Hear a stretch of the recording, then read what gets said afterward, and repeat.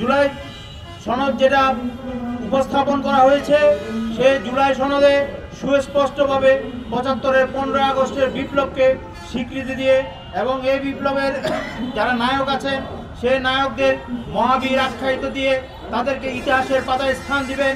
যে ৭৫-এর ১৫ আগস্টের বীরদের স্বীকৃতি দিয়ে তাদেরকে জুলাই সনদের মাধ্যমে তাদের স্বীকৃতি দেওয়া হোক।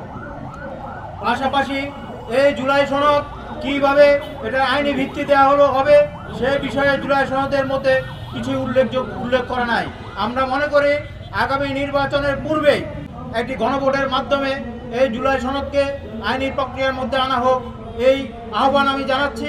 পাশাপাশি ১৫ই আগস্ট বিপ্লবের নায়কদের এই জুলাই বিপ্লবের মধ্যে অন্তর্ভুক্ত করে তাদেরকে বীর হিসেবে আখ্যায়িত দেওয়ার আহ্বান জানাচ্ছি। সেনাবাহিনীর বিপ্লবী নেতারা, বাংলাদেশ সেনাবাহিনীর বীরেরা তারা ৭৫-এর ১৫ই আগস্টে সফল বিপ্লব সাধন করলো।